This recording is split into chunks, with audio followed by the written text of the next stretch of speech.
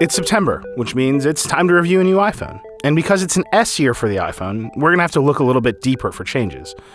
But that's okay. It turns out that these new phones are all about going deeper. This is the iPhone 6S. And this is the iPhone 6S Plus. Surprise, they look just like the iPhone 6 and the iPhone 6 Plus.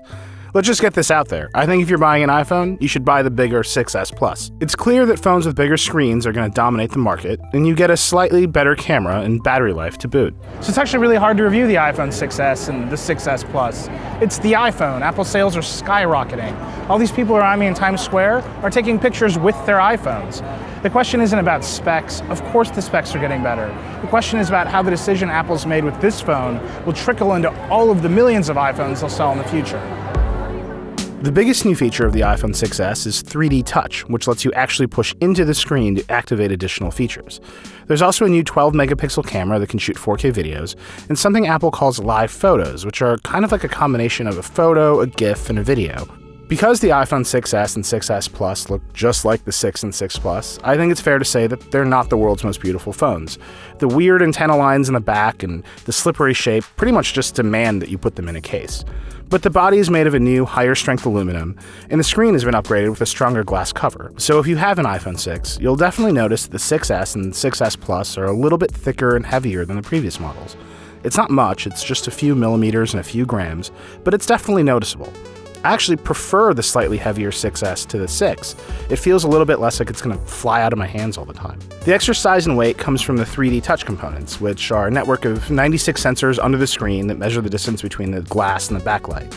When you push down on the screen, that distance changes and the phone can respond. So on the home screen, pushing an icon gives you a list of quick actions you can take in certain apps. And when you're browsing in Safari, you can push lightly to get a preview of a link and push it a little bit harder to pop it open into a window. It's kind of like a little right click for your phone. You don't really need it, but once you get used to it, it's incredibly useful. That dynamic, what Apple calls peak and pop, is really the key to 3D Touch. It's not just like a button. It's a way for the phone to sense an entire range of pressures all over the screen. When you press down an icon on the home screen, you see the background blur out in response to how hard you're pressing. It's not useful, but it's really cool, and it enhances the sense that iOS is all about layers of information, something Apple introduced to the iPhone when Johnny Ive dramatically redesigned iOS 7. 3D Touch feels like a big step along a path that's been taking shape ever since. But here's the thing, 3D Touch won't really be all that useful until all your third-party apps start using it. Right now, it only really works in Apple's apps, so it's actually kind of easy to forget about it. Especially since Apple's built-in iPhone apps like Mail and Calendar are kind of the weakest parts of the iPhone. And that means 3D Touch won't make a lot of sense for the next minute. There's not a lot of rules for how app developers should use it. We're going to need a whole language for all these new kinds of pokes and presses. It's going to take a while. The upside is that 3D Touch already feels much more natural than Force Touch on the Apple Watch, which kind of does wildly different things in different apps.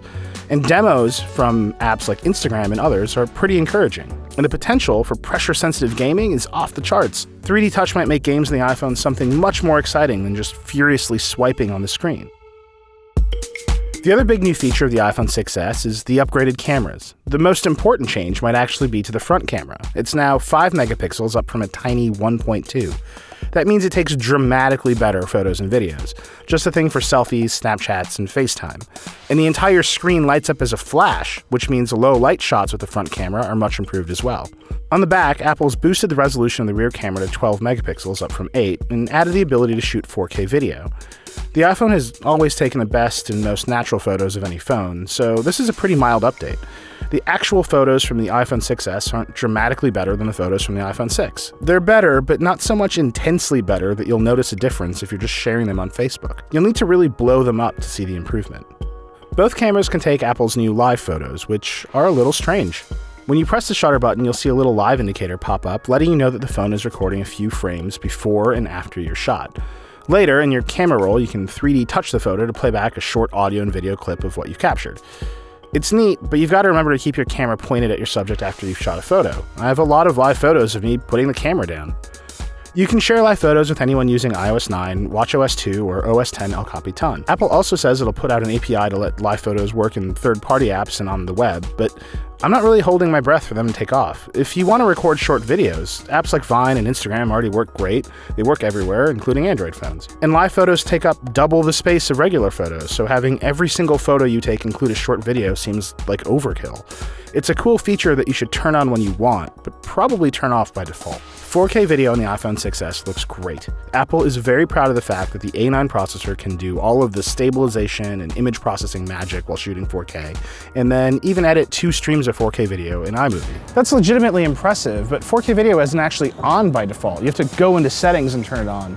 That's because it takes up a huge amount of space to record in 4K, and there's not a lot of places to watch that footage. You need a 4K TV or a really high-resolution monitor. Think of it as a pro feature. It's great to have, it'll be nice in the future, but you're not going to really use it day to day.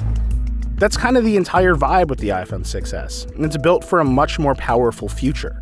It has a ridiculously fast processor. It finally includes 2 gigs of RAM, so apps and web browsing are smoother than ever. The fingerprint sensor on the front is faster. And I got about the same battery life as an iPhone 6, around a full day with normal use. A little bit longer with iOS 9's low power mode, which turns down the brightness and underclocks the processor.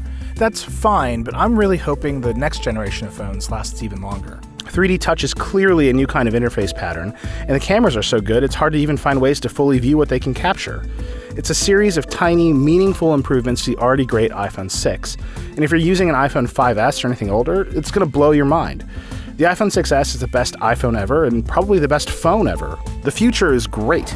But here's the thing, until a couple weeks ago, the iPhone 6 was the best phone ever made, and it's still pretty damn good.